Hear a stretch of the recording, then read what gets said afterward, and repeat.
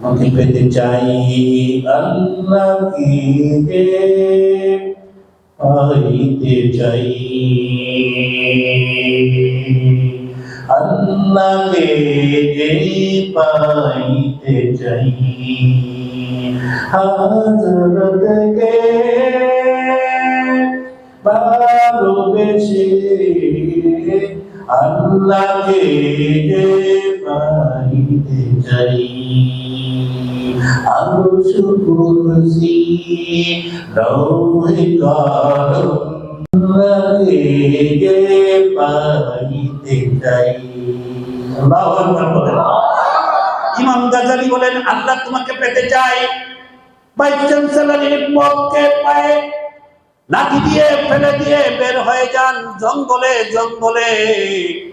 ইমাম গাজ্জালী জঙ্গলের মধ্যে ঘুমান, ইটা মাথায় দিয়ে ঘুমান, গাছের পাতালতা খেয়ে ক্ষুধা নিবারণ করেন। খুশকু খুশকু চোর যিনি ভাইস চ্যান্সেলর থাকা অবস্থায় শরীরের মধ্যে দামি লক্ষ টাকার মূল্যের সাফানি ছিল তার শরীরের মধ্যে, তার বডির মধ্যে।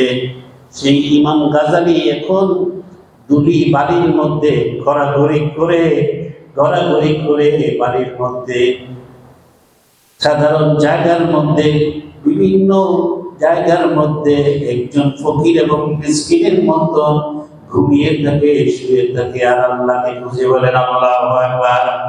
এভাবে কষ্ট করতে করতে আল্লাহকে খুঁজতে খুঁজতে খালি কয়, মনিব তোমাকে পেতে চাই, মনিব তোমাকে পেতে চাই, তোমাকে দেখতে চাই, পেতে চাই, ধরা দাও, দেখতে চাই, পেতে চাই।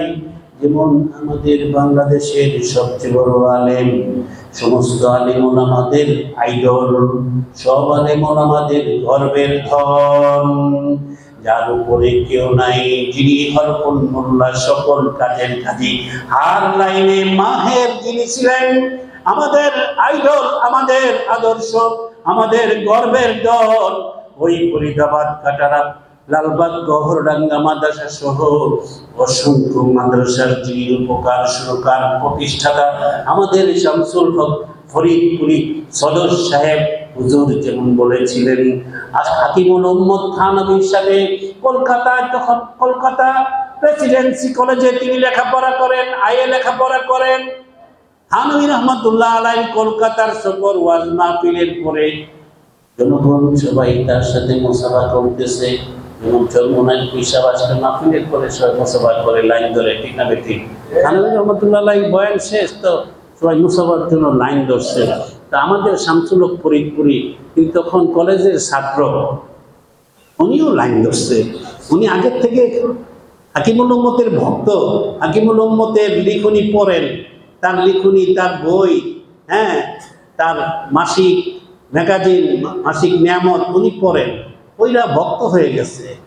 বাবা তো চায় ছেলেকে ব্যারিস্টার বানাইতে, বড় ডাক্তার ইঞ্জিনিয়ার বানাইতে, কিন্তু শামসুল হক ফরিদপুরির মনটা পড়ে রয়েছে মসজিদে, মাদ্রাসার দিকে, যে আমি একজন আলেম হব, দিনের খেদমতগার হব।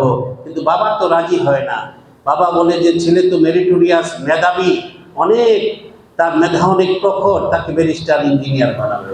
কিন্তু তার মনটা তো ধর্মের মধ্যে ঘুরে গেছে, দিনের মধ্যে ঢুকে গেছে।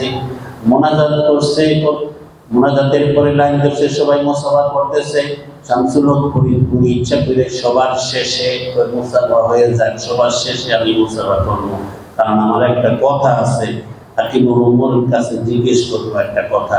এই জন্য ঝামেলা শেষ হলে সবার শেষে মুসাফা কইরা জিজ্ঞেস করবো।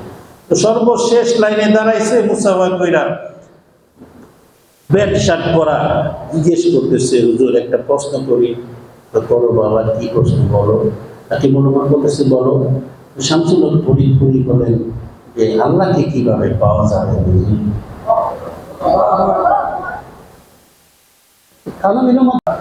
আমার জিগায় আল্লাহকে কিভাবে পাওয়া যাবে?